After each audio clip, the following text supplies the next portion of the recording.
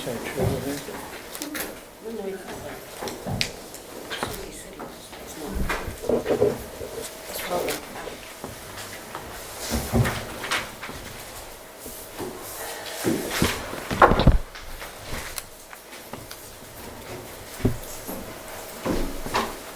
Mr. Mayor, everything is working. Okay.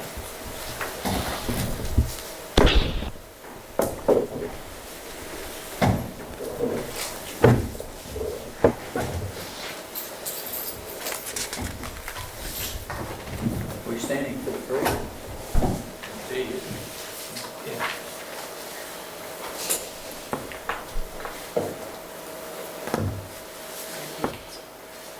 Yeah. Welcome everybody to the Pyrenees Shire Council meeting being held at Avoca on Tuesday the 18th of May 2021.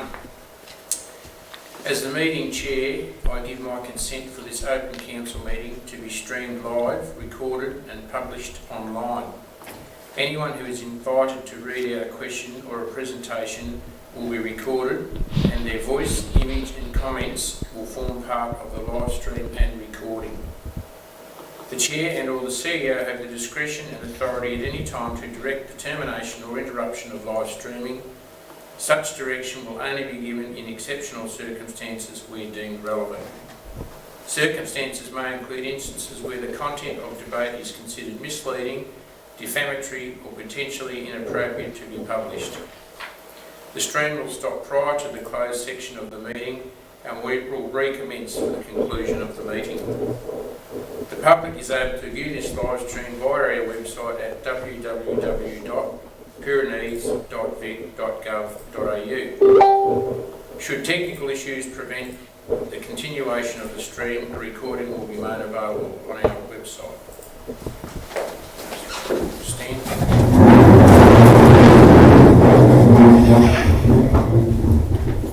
Heavenly Father, we ask you to give your blessing to this council, direct and prosper its deliberations to the advancement of your glory and the true welfare of the people of the Pyrenees Shire. Amen. Please be seated. We acknowledge the people past and present of the Wadawurrung, Jar Jar Wurrung, Eastern Mar and Watchabollock tribes whose land forms the Pyrenees Shire. We pay our respect to the customs, traditions and stewardship of the land by the elders and people of these tribes on whose land we meet today. I call for any apologies. Neil, thank you. Any notice of disclosure of interest by councillors or officers? Item 7, a call for confirmation of the previous minutes and the recommendation that the minutes of the ordinary meeting of council held on the 20th of April 21 as previously circulated to council be confirmed. Can I have someone move that? Thank you, Councillor Clark. Seconded, Councillor Easton. All those in favour? Thank you. Business arising. There's no business arising from the previous meeting held on the 20th of April 2021. Public participation. Members of the public are encouraged to ask questions of council at ordinary council meetings. Members of the public may attend the meeting in person to verbally ask a question. However, all attendees must register by midday on the day of the meeting to ensure council adheres to the number of attendees permitted under its COVID-safe plan. To register, either call those information provided or www.pyrenees.vic.gov.au. Members of the public who are unable to attend in person can participate in question time by submitting their questions in writing, either online or through council's website by mail or hand delivered. A person can ask a maximum of 2 questions at any one meeting on any topic, and the questions and response shall not exceed 5 minutes. The chairperson or councillor or council officer to whom a question is referred may immediately answer the question or take the question on notice for the next ordinary meeting. Public submission. Members of the public may present a submission to council in the period immediately following public question time. Members of the public may attend the meeting person or will they make a submission here. All attendees must register by midday. There will be no discussion or debate with the public attendees. However, councillors may ask questions for clarification of the attendee. There's no questions been submitted to the council at this stage that I'm aware of. Well, we've got one question, we've got one submission. Through you, Mr. Mayor. Thank you, Mr. Gills. This submission has come in from the Historical Society of Beaufort, and they requested that this submission be read prior to council making deliberation on a planning application relating to the issue in this submission. The Historical Society of Beaufort thanks council for this opportunity to develop on our original submission. We appreciate Centrecare's need to sell blocks to finance the preservation of Wombolano and thank them for the restoration work that they have undertaken. Our concern is that the preserved Wombolano continues to be a visible part of the Beaufort streetscape. It is important that some thought be given to maintaining the sight lines, particularly from Cummins Street to the front of Wombolano. The worst case would be that it is hidden behind high fences and house, etc. In a nutshell, we request that some conditions be placed on the development of the front block so that any buildings and fences erected there do not obscure the street view of the front of Wombolano. We also request that we be notified at the stage that planning permits are requested for the Cummins Street block. Thank you, Mr. Gowns. That brings us to item 10. It's items for noting, so 10 to item 13. I take it, council, that you've had the time to really discuss those items. Is there any discussion that you wish to have in relation to any of those items? Councillor. Yeah, thank you. Just a comment to Ms. Bramwell. Thank you very much for the work on the cars. You've made a significant dent on them this month, and I'm looking for a similar improvement next month. We almost might be back to Z. Thank you. Any other discussion? So, have a motion that they... Happy to move, Mr. Chair. Thank you. Seconded. Thank you, Councillor Easton. All those in favour? Thank you. That takes us to item 13, asset and development services, Upper Avoca and Upper Wimmera flood investigations. Mr. Gowans. Thank you. Thank you, Mr. Mayor. The purpose of this report is to seek council's adoption of the Upper Avoca flood investigation and the previously undertaken Upper Wimmera flood investigation. The report also seeks to obtain council's approval to seek authorisation from the Minister of Planning to prepare and exhibit a single planning scheme amendment to implement findings of these two flood investigations, in addition to two other flood investigations adopted by council in August last year. Council adopted the draft findings from the Upper Avoca flood investigation at the September 2020 meeting. Those draft findings related to the likely extent of recommended planning scheme controls in the form of the floodway overlay and the land subject to inundation overlay.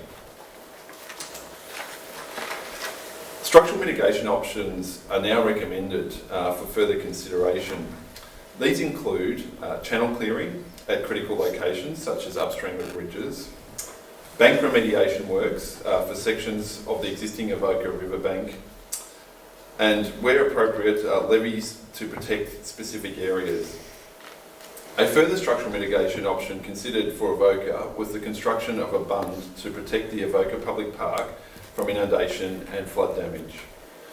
Further investigation of the bund is recommended.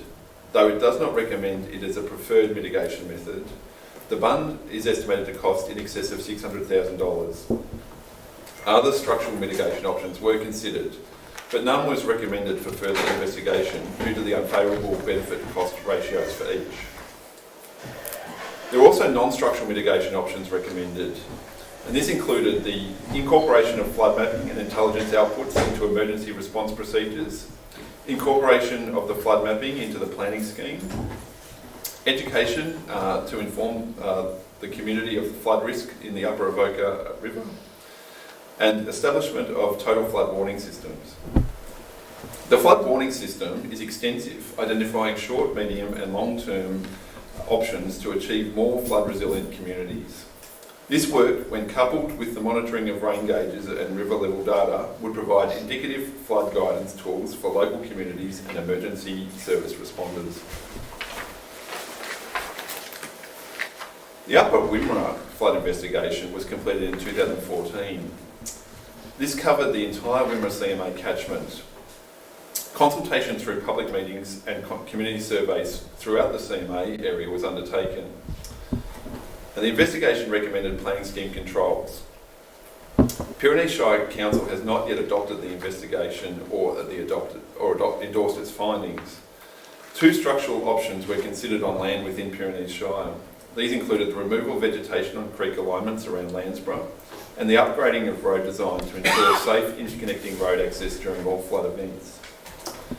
Again, there was non-structural mitigation options considered, and the Upper Wimmera flood investigation concluded that there was sufficient evidence to apply the flood overlay and the land subject to inundation overlay to land in the vicinity of the settlements of Barclay, Frenchmans, Wattle Creek, Landsborough, Shays Flat, Glen Lofty, Glen Patrick and Glen Logie. The flood study also recommended that there be a declaration of flood levels, a flood response plan, flood warning systems and community education. Moving back to the Upper Avoca flood investigation, this sets out implications of flood events at Amphitheatre, Avoca and Natyallik and on rural land surrounding these townships. The Upper Wimmera flood investigation is an older investigation but remains the best source of flood-related data available within the Wimmera catchment.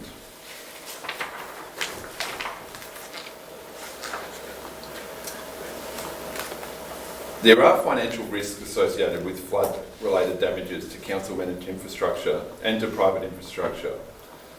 These can be mitigated through planning controls and other mitigation measures, with some measures being implemented at a minimal cost to council. Both the Upper Avoca flood investigation and the Upper Wimmera flood investigation set out evidence-based safeguarding measures for the development of flood-resilient communities.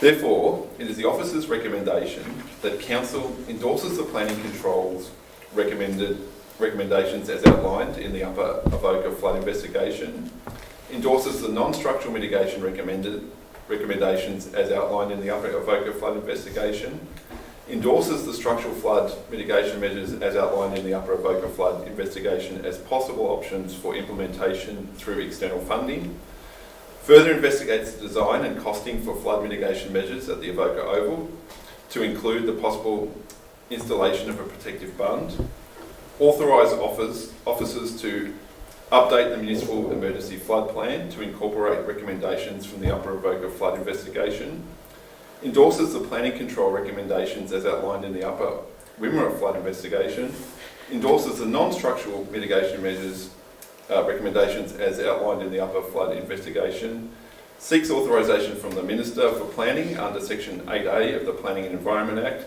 to prepare a planning scheme amendment to incorporate into the Pyrenees planning scheme the recommended land subject to inundation overlay and the floodway overlay controls.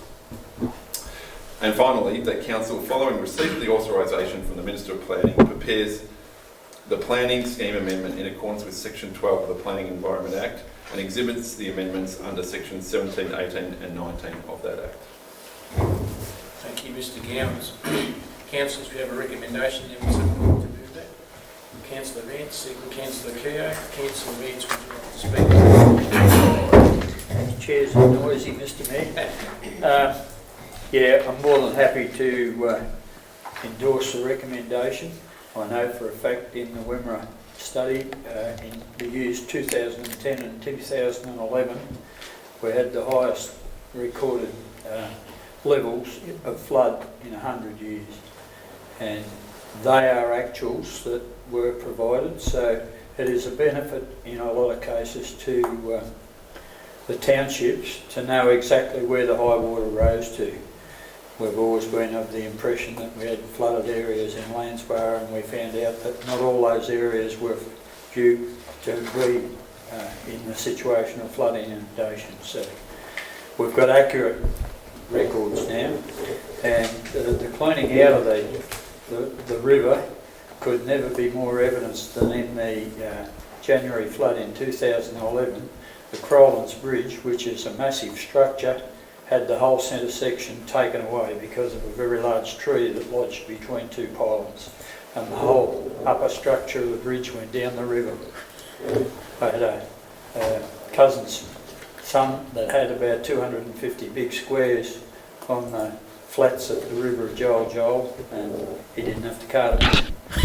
They might have finished up at Glenorchy or Lake Albocatcher, I'm not sure, but they all disappeared. So it was a massive flood, and the records would be very accurate. And I'm sure that in the Avoca area as well, the upper river gets the warning and the message goes to those downriver. I know in Paul's case he never had an opportunity to shift the 250 squares before the water come down. But usually you've got 3 or 4 hours notice to get your stock out. So all the warning systems are very valuable, as well as the information for planning. I would just like to second that. There's such a lot of important and necessary investigations that have already had to be analysed as part of this report, so we thank all the work that's gone into it and the work that will go into making sure we do mitigate this flooding and make sure that we can protect our communities. So thank you. Any other councillors? Thank you, Mr. Just a couple of questions, if I can clarify, please, Mr. Gowans. Firstly, the first recommendation, is that the controls are simply the LSI, the land subject to inundation and the flood overlay, is that correct? Through you, Mr. Mayor, and thank you, Councillor. Yes, that is correct, that we're recommending those 2 controls for the planning scheme. Thank you. Yep. And the second question before you sit down, Yep. the proposed further investigations for the Avoca Recreation Reserve, kind of what level of flooding might that protect, and do you have any sense of kind of roughly how high a bundle or levy might need to be? Through you, Mr. Mayor, and thank you, Councillor Clark, for your subsequent question. There are some constraints around any flood bund at the Oval in terms of access. So there's already access at the appropriate level. So there would need to be some consideration for how that might be appropriate. My understanding is that the flood investigation considered a bund for about a 1 in 20 year or a 5% AEP event, which would mean that the damage to the Oval that's happening every 5 to 10 years would be mitigated. However, it is obviously a very big cost, and there is a cost-benefit ratio that needs to be taken into account. So there are some other options that Council may consider, and that's why some of the further investigation may need to be done at a later stage, in that there may be other ways to raise the level of the Oval. What the flood study appropriately finds is that a bund will not have an adverse effect on other properties within the Shire, and so within that Avoca river catchment within Avoca, therefore it provides that opportunity for some thinking around how other mitigation strategies might be used to minimise the risk for future flood events, and we're probably talking those lower level events rather than the larger level events. Thank you. Councillor Wilson. Thank you, Mr. Mayor. Just to say I had some involvement in the discussions around the Upper Avoca and was surprised at the detail that these sorts of investigations can turn up and can be used for the future. I would like to recommend to the staff that the mapping which is around the Avoca area and other areas within the Shire be readily and easily available through either the info centre here at Avoca or whatever means make it available, because it's okay for us to discuss it tonight and approve it possibly, but if the people out there don't know about it, don't understand it, it serves no purpose sitting in a cupboard somewhere.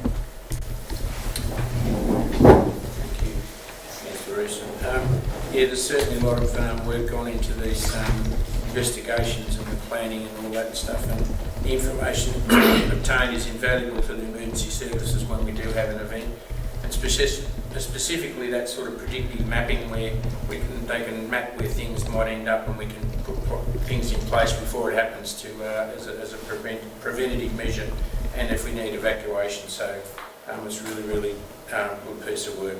So all those in favour? Thank you. 13.1.2, PA 3055/20 planning permit application, 3-lot subdivision at 43 Cummins Street, Beaufort. Mr. Gowans, thank you. Thank you, Mr. Mayor. The purpose of this report is to provide Council with information that is relevant to making a determination on planning permit application PA 3055/20A for a 3-lot subdivision at 43 Cummins Street, Beaufort.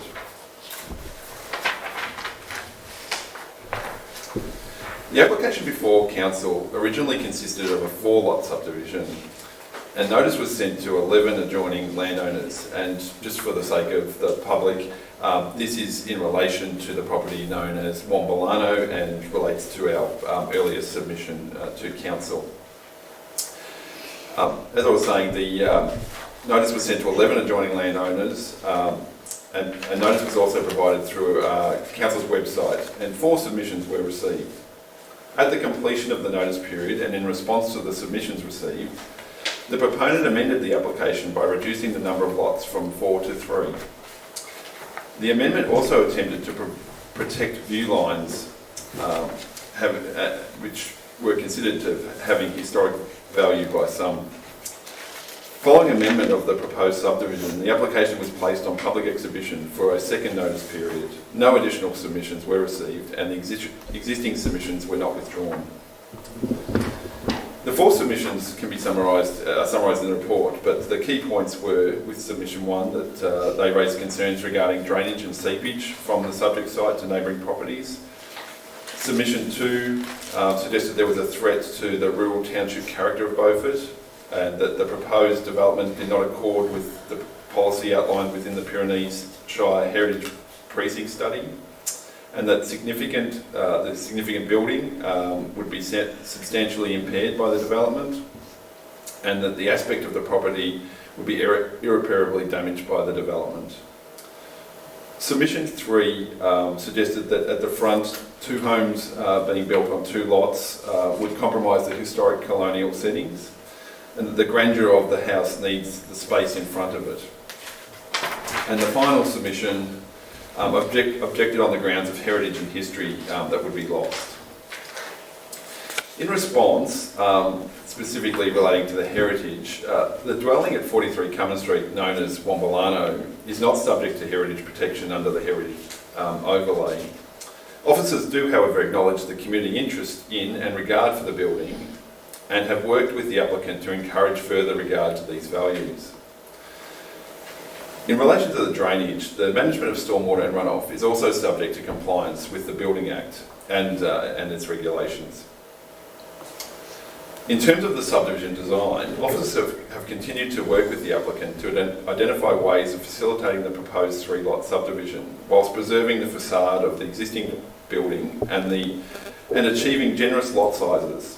Recent correspondence has confirmed a commitment by the applicant to not pursue a subdivision on the north part of the lot and to concentrate activity towards the south. This will allow for complete protection of the facade of the existing building, the open garden, and achieve a minimum lot size of 810 square metres.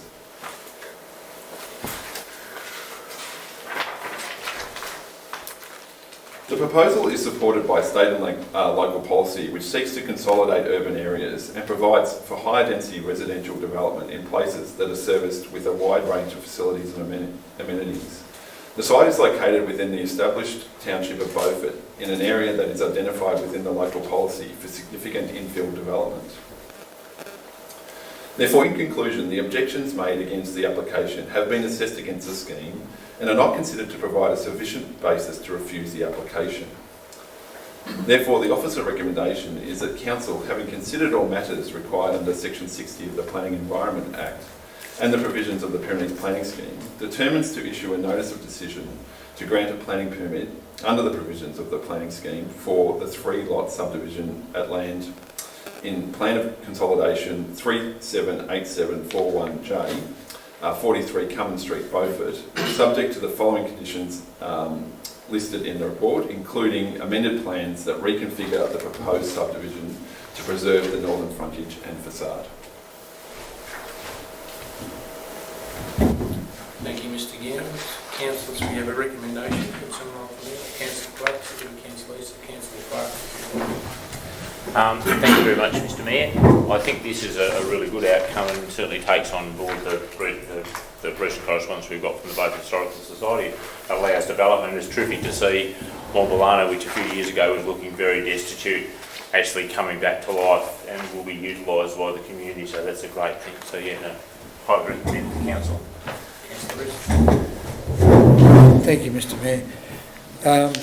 Mr. Gowns, in the amended plans that are required before certification, if the officers could possibly include the fence height element as mentioned by the Historical Society. I haven't noticed it in any of the documentation here about fencing. It would be nice to think there was something in there. Through you, Mr. Mayor, specifically in relation to the fencing, the concern from the submission was fencing to the northern part of the site.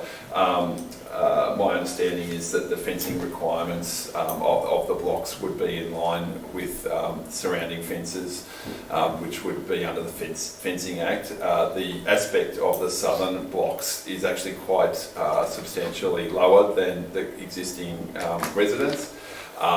And it wouldn't be normal practice to put a fencing height requirement in the conditions, but happy to take it on notice. Thank you. Thank you, Mr. Gowns. Any other councillors?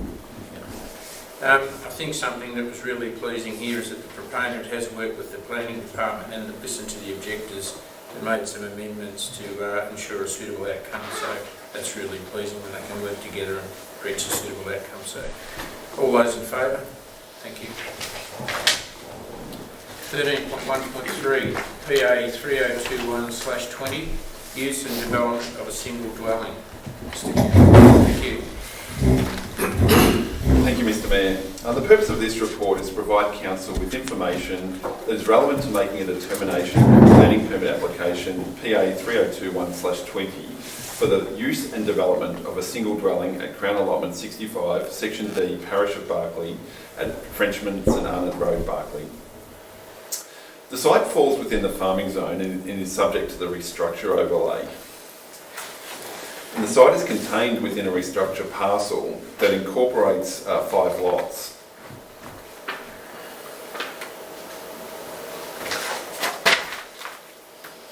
All 5 lots subject to the restructure parcel are in separate ownership.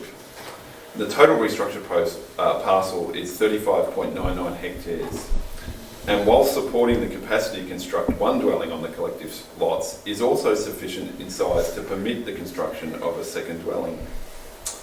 The first of the dwelling opportunities has been expended at Crown Allotment 67, Section D, Parish of Barclay, being 10 Morrows Lane, Barclay. The second dwelling opportunity remains available and has enabled the making of this planning permit application. A submission was received by the adjoining landowner in relation to the foreseen impact that supporting the proposed use and development would have on the adjoining land's capacity to construct a dwelling.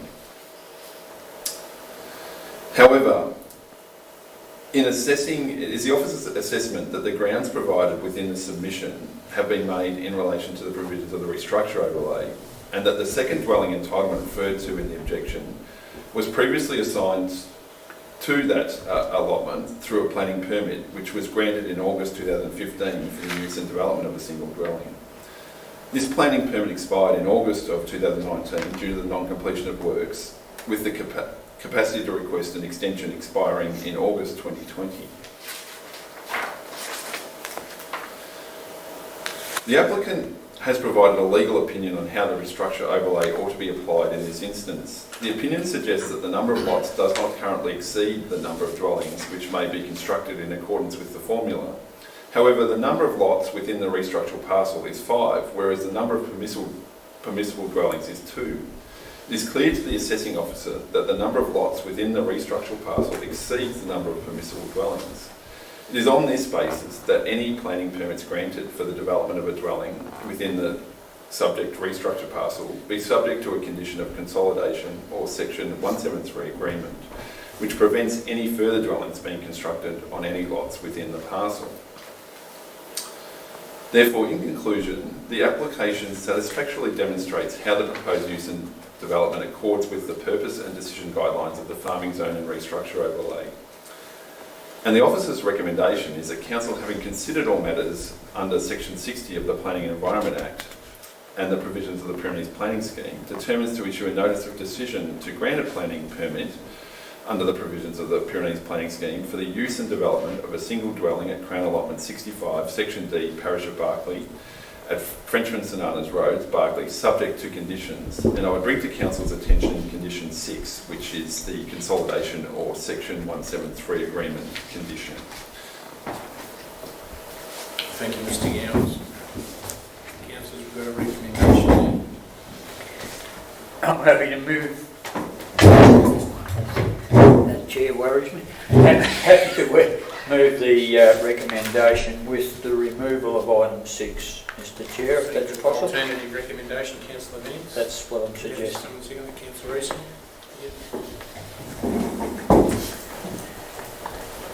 Councillors, does anyone like to speak on that?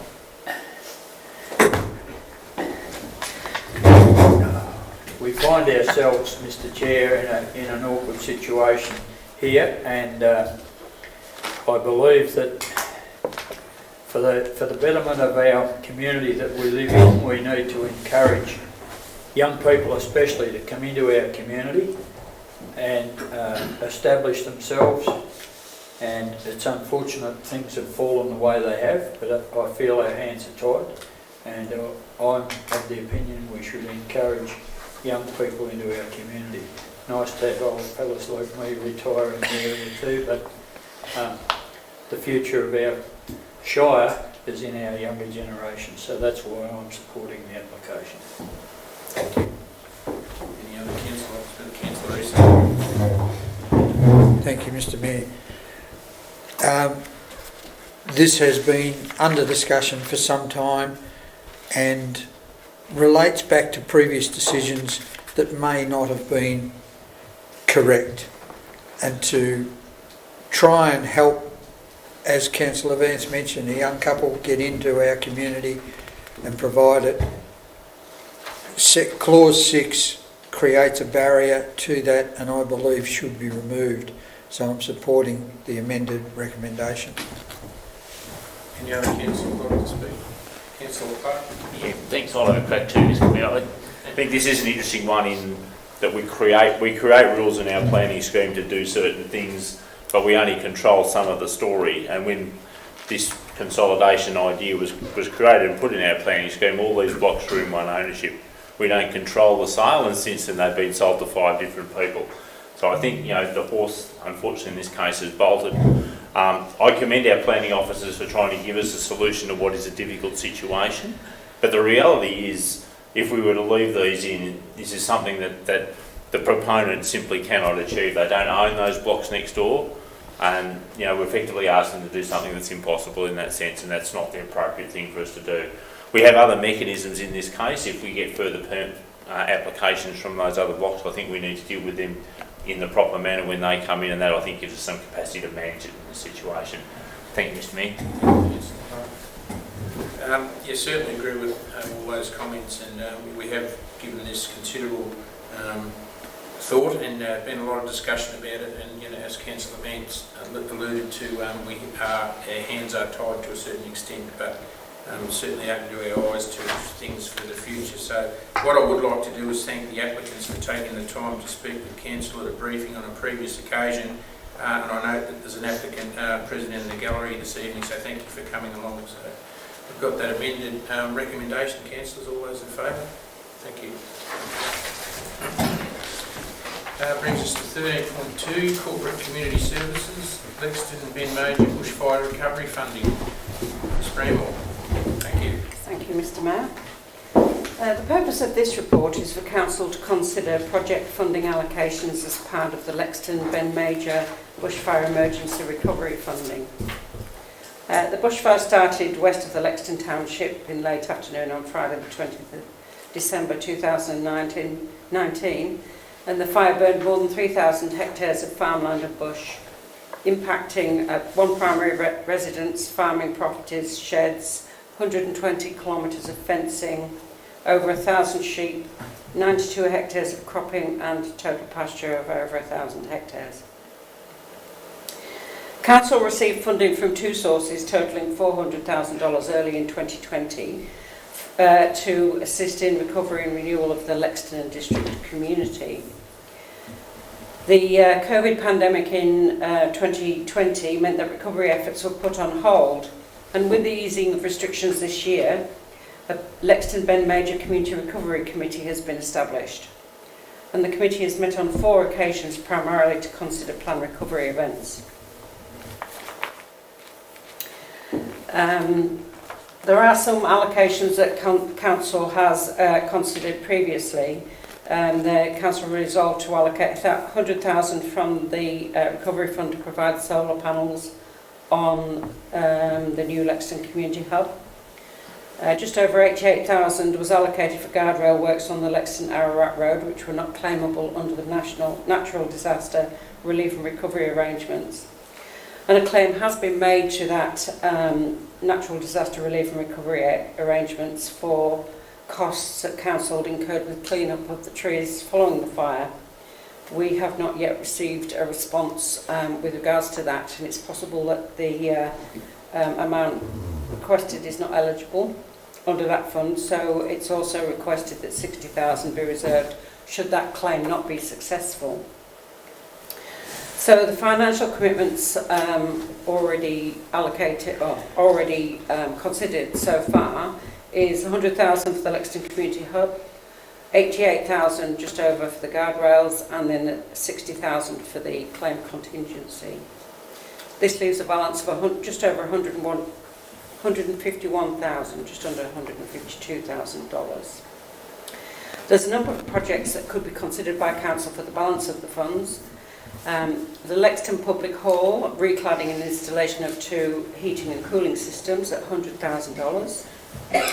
A Lexton Community contribution shortfall of $20,000 towards the Lexton Community Hub. And playground improvements at the Toll Bar Park and the Lexton Recreation Reserve at just under $32,000. And it's the office's recommendation that Council allocates the $400,000 funding from Bushfire Recovery Victoria and National Recovery Agency to the projects listed in the recommendation that's already been mentioned. Thank you. Thank you, Ms. Brown. Council's got a recommendation here. Someone like to do that? Councillor Keogh, second to Councillor Clark. Councillor Keogh, would you like to speak on that? Thank you. No, thanks again for that report. It's so important in this recovery effort that we're able to provide that support, and it's wonderful that we've been able to gain this funding and support people through that. So looking forward to continuing to help that community, and it's very promising. So thank you. Councillor Clark. Thank you, Mr Mayor.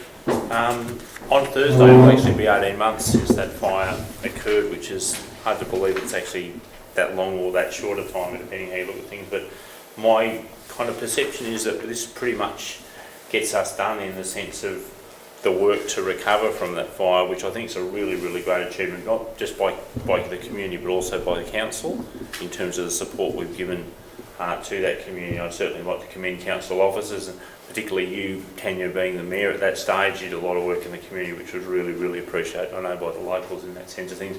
And these are a number of really worthwhile projects. We visited the new Lexton Hub today, which is very impressive, and I think the community is pretty focused on what that's going to look like, and their footy team winning this year. So they're a really good stage to be in at Lexton, and yeah, this will be great money, greatly appreciated by the community. Any other councillors like to speak? Thank you. It is amazing how the time goes, and we're 18 months on, and recovery, we talk about recovery, we think it happens in a quick time, but it's very much ongoing, and it does take a long time, and That's both personal and with assets and everything else. So, and recovery covers such a broad range of issues related to the fire. So not just things burned in the fire, but there's many peripheral things that come into the recovery. So I would like to congratulate the Lexington community for their ongoing resilience in this space. They've been fantastic, and I'm sure Councillor Clark can attest to that, and they've just been good and patient, and they've really hung in there in such a great little tight-knit community. And I think it's just a testament to them that shows what can be done if you do band together as a community when these things happen and you achieve the best results. We're all certainly looking forward to that community hub, and I'm sure they are as well. So, all those in favour? Thank you. 13.2.2, Finance Policies, Borrowings and Investments. Ms Bramwell, thank you. Thank you, Mr Mayor. The purpose of this report is for Council to reconsider and adopt two policies, the investment policy and the borrowing policy. These two policies were developed as part of the review of the revenue and rating plan this year, and replaces the existing Treasury management policy. Council did consider the draft policies at its meeting of the 20th of April and suggested changes to be made prior to final approval. And those changes have now been made, and so the policies have been resubmitted for Council consideration and approval. And it's the Office's recommendation that Council resolves to adopt the investment policy, resolves to adopt the borrowing policy, and resolves to rescind the current Treasury management policy, which has been replaced by the two new policies. Thank you. Thank you, Ms Bramwell. Councillor's got a recommendation there. Would someone like to move that? Councillor Clark, second Councillor Easton. Councillor Clark, you like to move it? Councillor Easton. Any councillor like to speak on that? All those in favour? Thank you. 13.2.3, Community Grants, 2021 allocation of round 2. Ms Bramwell again, thank you. Thank you, Mr Mayor. This report is to provide Council with information regarding applications for round 2 of the 2020-21 Community Grants Programme, and seek Council's consideration and allocation of funding for that round. After a delayed start in 2020 to the Community Grants Programme due to COVID, the second round for the financial year opened in its normal timeframes of March-April 2021. A full summary of grant applications was considered by councillors at its briefing session on the 11th of May. With regards to the section under the grant scheme for community grants, 9 applications were received for community grants, 4 for events and 5 for other equipment.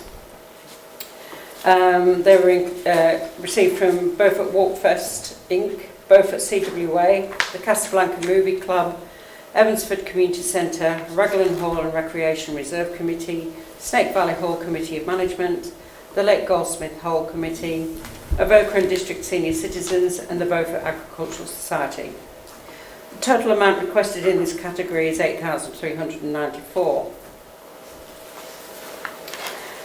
That is well below the amount that is available for provision in this round. There are a couple of comments that were provided to support council decision making. Evansford Community Centre, they've requested $750 for an event, their Spring Harvest Festival. And although they received funding in round 1 of this financial year, the previous funding was for a capital works programme and in a different category.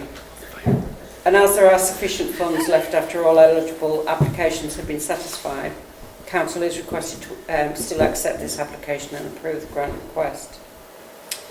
And similarly, Beaufort Agricultural Society, who have asked for sunshade protection for sheep in working dog trials.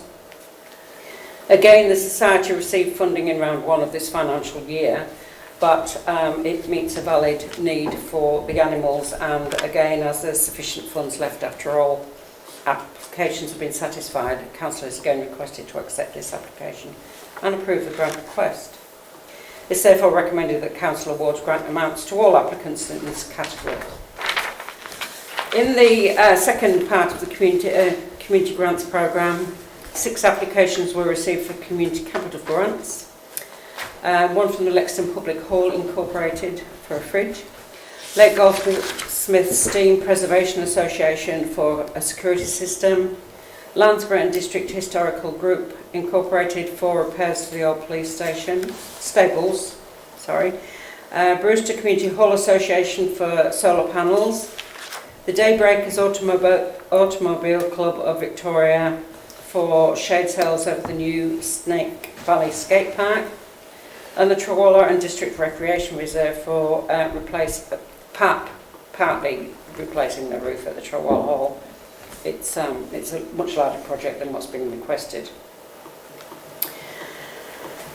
Again, additional comments. The Lexington Public Hall wanted to purchase a refrigerator. This was actually deemed to be an equipment purchase, not a capital work, so as such, the maximum grant normally allowable is $1,500. However, as again funds available are undersubscribed for the year, Council is requested to consider allocation of the additional amount requested. The shade sails for the Snake Valley Skate Park, they've requested just over $6,000 and the maximum grant available under this category is $5,000. Again, funds available are undersubscribed, and this is to enhance a new facility recently installed by Council, so Council may want to consider allocation of the additional amount requested. And the Brewster Community Hall Association requested $6,800 for solar panels. And although it's a valid project under the category, the association have indicated their inability to meet the financial contribution requirement. This is because of COVID and a lack of income coming in over the last 12 to 18 months. Brewster Hall is a council facility and the association is a council's community asset committee with their financial position well known already. And for these reasons, and as funds again are undersubscribed for the year, Council is requested to consider allocation of the full amount. Again, it's recommended that Council awards grant amounts to all applicants in this category and to the amount requested. So the officer's recommendation is that Council allocates funding of $8,394 under the community grants category for round 2 to the applicants listed in the report, which is all of them. Allocates funding of $26,415 under the community capital grants category for round 2 to the applicants listed in the report, again, which is all of them. And because this actually leaves under subscription to the community grants of around about 40,000, it's recommended also that Council invites further applicants for another round of funding. Thank you. Thank you, Ms. Bramble. Councillor's got a recommendation here. Would someone like to repeat? Thank you, Councillor Easton. Seconded Councillor Vance. Councillor Easton. Thank you, Mr. Mayor. These are the sorts of things that as councillors we enjoy hearing from our community. We've got here Beaufort, Avoca, Evansford, Raglan, Snake Valley, Lake Goldsmith, Lexington, Brewster and Trawalla, all welcome parts of our community, asking us to support them and willing to do it without any problems at all. As Ms Bramwell has mentioned, our funds have been undersubscribed for approximately $40,000. We're going to put it out for further applications. But I would suggest to anybody that may be listening or watching, always put in your applications. Always let us know what you want. We may not be able to do it, but in a lot of cases recently, we have not got enough applications for the money that's available. It's set aside each year for these purposes, so please put your applications in. Thank you, Councillor Easton. Councillor Vance. Happy to support the recommendations, Mr Chair. I've got two concerns. The first one happens to be in Snake Valley. The Daybreakers Automobile Club of Victoria. I hope they're not intending to drive their vehicles around the skate park, are they? Let's hope not. And the other one is, in attending a day section at the Lansbury Historical Society, I've mentioned this before, but I'll mention it again for the people who may be looking. Records that are held historical records that are held in wooden cabinets are very much at the behest of a fire if it goes through the building. So I'm suggesting to those that have valuable documents that can't be replaced to get them digitised as soon as possible, and I'm sure that if they apply to council for some funding towards that purpose, it will be received favourably. The other one is in reading the local paper, I noticed that Redbank's missed out again. They can't even get their bus shelter shifted, but if you don't apply for funds, we can't allocate them. That's all I can say, Angela. Thank you. Councillor Vince, any other councillors? Councillor Cleo? I will just mention, I think the Daybreakers Club, their vehicles are far too precious to drive on a skate park, but it's a beautiful example of a community group helping another group and wanting to really put back into the community, as is examples of, as Councillor Eason said, all the groups that were there, and even though it was undersubscribed, there's some fantastic projects that's going to happen across our Shire. So kudos to all those wonderful groups out there, and thank you for all you're doing in those areas. Councillor Clark. I've just got a couple of questions, Ms Bramwell. I'm sure that this new round applications will be reflected on the website, the council website. Yes, it will, Councillor. Just the other thing, sometimes it's a bit daunting for some people to make that actual application, and we're continually undersubscribed. Have we got any resources available at the council to assist for information for potential applicants? Thank you, Councillor Ferrari.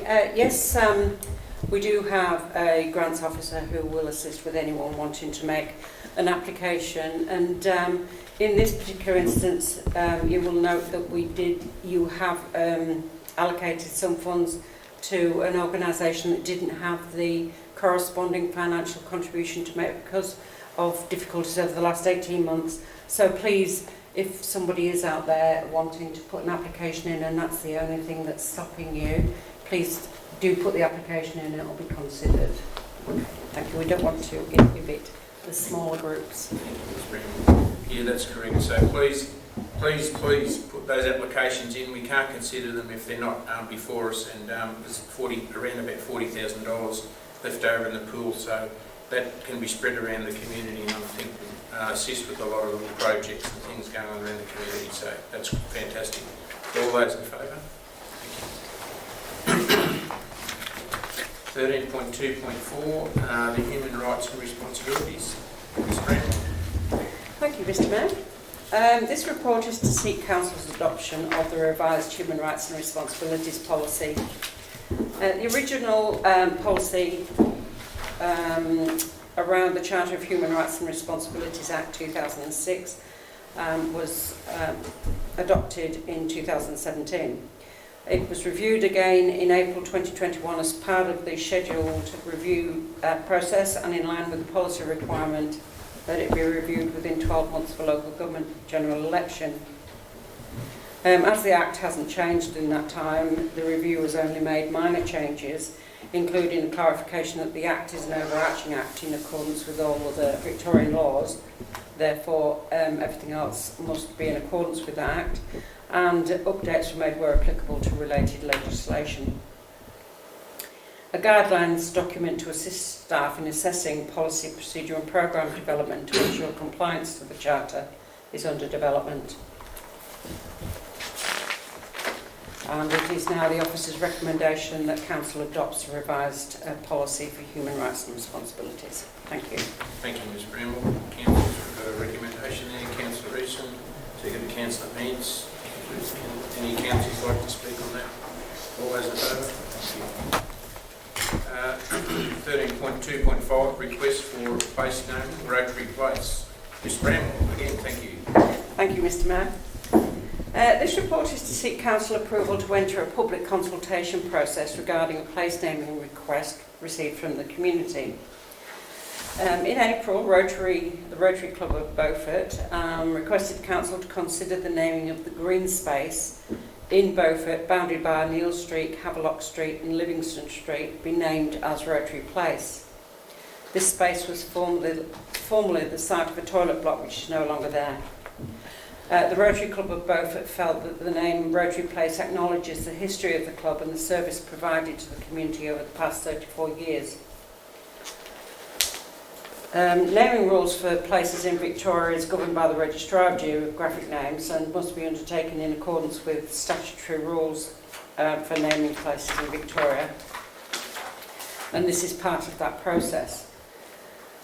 So subject to Council's approval to enter the community consultation phase of the place naming, the details of the steps to be taken to facilitate consideration and potential approval of the request are detailed in the report, but include internal checks to make sure that we don't already have a name or that there is no name in common use and that it doesn't conflict with other similar names in the area. Community consultation, consideration of objections, and then an assessment of the outcomes and the findings of that, and then a final report to Council seeking endorsement of whatever the recommended decision is. Following that process, and subject to a positive outcome and resolution of Council to proceed, the proposal and Council's assessment report and resolution is then provided to the Registrar of Geographic Names for final consideration and approval. Internal checks on the current naming or naming conflicts are complete. The green space is currently not formally named or known colloquially as a particular name, and Council is now requested to approve this process to move to the community consultation phase. Thank you. And that's the officer's recommendation. Happy to make a recommendation, Councillor Vance, Councillor Clark, Councillor Vance, you want to speak on it? Councillor Clark, any councillors want to speak on it? I think it would be nice if Rotary, the work they do over the year is fantastic and through the community, and they're very community focused. However, it has to go out for consultation, and I think this is just one of those things that highlights the legislative processes that we have to follow for something that might seem to the public as simple as just putting a name in a place. So we are required to follow those processes, and sometimes they're a bit lengthy, but it is what it is, and we just have to follow the process. So thank you. All those in favour? 13.3.1 Australian Local Government Association National General Assembly. Mr. Nolan. Thank you, Mr. Mayor. The purpose of this report is to seek approval for the Mayor and the CEO to attend the Australian Local Government Association National General Assembly in Canberra between the 20th and the 23rd of June 2021. It has been customary for Council to attend this National General Assembly in most years when it's appropriate to do so. Again, it is an opportunity for Council to participate in the broader local government agenda, and there's also an opportunity for Central Highlands Councils Victoria to attend to assist in the advocacy program for the region. And at this point in time, Mr. Mayor, some discussions have been had internally with a view to it being appropriate to attend, and our recommendation is that Council supports the participation of the Mayor and the CEO to attend the ALGA National General Assembly Conference in Canberra on the 20th and 23rd of June 2021. Thank you, Mr. Nolan. Councillor's got a recommendation there. Someone do that? Councillor Reeson, second Councillor Keto. Councillor Reeson, would you like to speak on that? Any councillors like to speak on that? All those in favour? Thank you. That brings us to item 14, council reports and general business. So we might go with down the line, Councillor Clark from Ercildown Ward, please. Thank you, Mr. Mayor. It's been a rather busy month now when I look back on it, in that sense of things, with my combined duties of MAV and council, but certainly all our council meetings and those type of things, including the special meeting that we had. I've also had the chance to go and visit our neighbouring council, Central Goldfields, who've come back from administration to councillors, which is really good for them in that sense, and they've got a really bright bunch of new councillors there in that sense of things. One of the really interesting facts that one of the councillors said to me over there is, we talk about growth. She has gone to the city for 40 years of her life, been a councillor in Manningham, and now come back and become a councillor at Central Goldfields. She said, in the 40 years that I've been away Maryborough has grown by 500 people. And that was just incredible to me, and just gives you some sense of you've got to be able to do things in a really positive way. You can't just let these things chance. You've actually got to take a pretty strong role as council if you want your towns to grow. In terms of those other ones, really, probably the only other one I just would like to mention, I think, is the Victorian Local Government Grants Commission meeting, which is always really useful. The Grants Commission explained to us the method by which we get money that comes from the federal government through the state. It's a really core part of our budget, a really important one, and we probably don't give the feds enough credit for the money that comes to us in an untied fashion in that sense, and I might just ask the CEO just to take that on notice of what we might be able to do more in the future to actually remind the federal government that it's really, really important money for rural councils like ourselves in that sense. And I know certainly at the Australian local government level we're bidding pretty strongly to try and increase that, so the more publicity we can give that money that flows through in local communities, the better off that case will be. Thank you, Mr Mayor. Thank you, Councillor Clark. Councillor Vance, Cameron Ward. Thank you, Mr Mayor. Like Councillor Clark, I've had a pretty busy month with AGMs. I've had the Red Bank Hall Committee, the Ampey Rec Reserve and the Landsborough Hall Committee all go through their AGMs. I did attend the dawn service on Anzac Day at Landsborough, and I would conservatively say that there were 100 people turned up at that dawn service. It was absolutely amazing. And as is tradition at Landsborough, they recognise servicemen that have gone from the district, and this year they recognised, I think his name was, I should be ashamed, but Leonard Daly. I know his name was Daly, and he was awarded with the DFC, the Distinguished Flying Cross. He didn't join the services until 1943 at the age of about 34, and he went off to England and he flew with the English Air Force. Flew bombers, he was a pilot, and flew 199 missions over Europe and survived. Amazing. He had a very distinguished service record. So it was great to hear that. And his dad was a teacher at primary school. He was only a resident of Landsborough, I believe, for about 9 years. But his father was there, but he grew up as a boy there and went to school. And so it was great for that recognition. We've had Timber Town's meeting by Zoom, but we've decided after great discussions that we're going to meet together at the MAV next month, get together to finally put faces or personalities to the faces that we see via Zoom. So we'll be meeting at the MAV next month. The Grants Commission, I tuned in as well. David very much appreciated that information that we were fed. Rural councils, we had a Zoom meeting last Friday, making plans for the summit next week.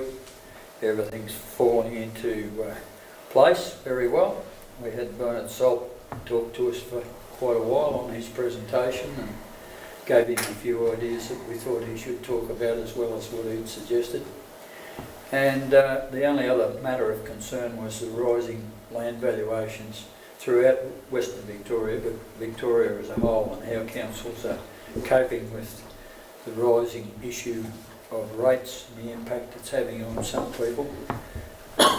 When we see land valuations going up over almost to $10,000 an acre, it's creating some problems for how we're going to try and assist those people that are affected. But anyway, it'll be a good discussion point at our summit next week, I'm sure. Thank you, Mr. Lee. Councillor Rees and Avoca Ward. Thank you, Mr Mayor. Not having involvement with MAV, I haven't got as many items to discuss. I can share some with you. Anzac Day is a very special day, and we all support it wildly. Attended the dawn service, and yes, had similar numbers, and so much better than last year where no one was around. 2 or 3, and that's all. Also the morning service, where the kids come along and get involved and get an understanding of what Anzac Day is about, and that is really, really pleasing to watch, because they are attentive and they do show an interest. It's wonderful.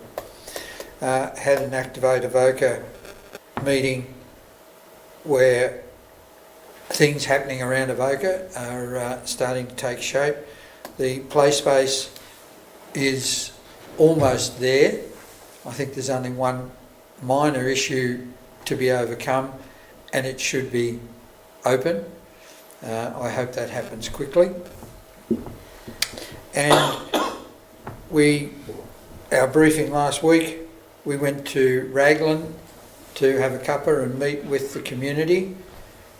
When the community turned up, he had some questions for us, but there was only one.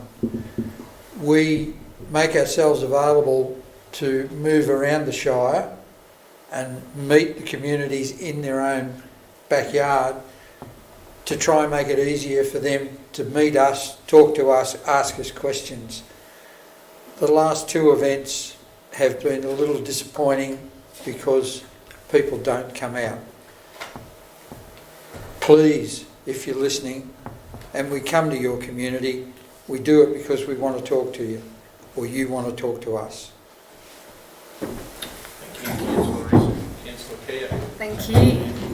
I'm a little bit out of practice because I have been on leave due to medical complications and also the arrival of our Grace Marie. So I'd love to put a big thank you out to the council and councillors who have supported my people and myself during that time, and my beloved community members who have been incredibly kind and supportive during this time.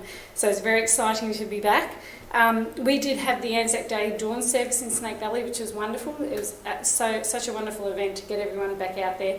Awesome work again by the RSL to put that on. I then had my Tom attended the Beaufort one as well and laid a wreath for the primary school, and my Max for the Scouts. So it was beautiful. We had a bit of a family event on Anzac Day, so it was wonderful. But again, such wonderful work, and that was a special ceremony at Beaufort, which I know Councillor Ferrari will speak about the unveiling of the statue there as well. We've also had an exciting development in Snake Valley. There's a new opportunity shop, so at the Carnham Uniting Church, and that's been a fantastic development by the community. We don't have a little op shop or anything like that, so this will bring in a lot of people, and they've already had a great opening day on the 8th of May. It opened, and they've had great attendance since then. So anyone out in our community, it's open from 9 till 1 on a Saturday morning, and also donations can be dropped off on a Wednesday as well. So fantastic work by the ladies that started that. The Carnham Rec Reserve had their AGM, and it was great. Our officers have worked with them to look at improvements and to be able to again make use of that fantastic facility we have there. And tomorrow evening we do have a community-led meeting, just looking at the possibility of gold exploration in the area further south of our ward in Skipton area. So I'll attend that tomorrow evening. And just to finish on, we've now had our waste notes go out describing what's going to happen as we move into a new phase of waste collection across the Shire. But I have had some great feedback from people who haven't had curbside collection and now will receive that. So that's exciting moving forward and being able to provide that service to a lot more members in our Mount Emu area. So that's all from me. Thank you, and it's lovely to be back. Thank you. Thank you, Councillor Keogh. It's great to have you back, and I'm not just saying that for myself. I know the other councillors are great to see your smiling face back and have your input into our discussion, so it's great.